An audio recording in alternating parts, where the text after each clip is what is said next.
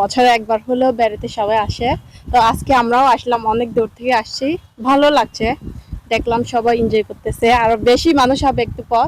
সকাল থেকে প্রচুর মানুষ ছিল, আমরাও ছিলাম, এখনো ঘুরতেছি।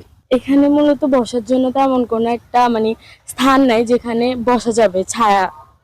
তো এই জন্য এখানে যদি কিছু ছায়া বা মানুষ বসার জন্য বেঞ্চ বা কোনো একটা ছালনি দেওয়া হয় তাহলে ভালো হবে। এখানে শালবন বিহার দেখতে পেয়েছি, শাল গাছ দেখতে পেয়েছি, ঘোড়ায় চড়েছি।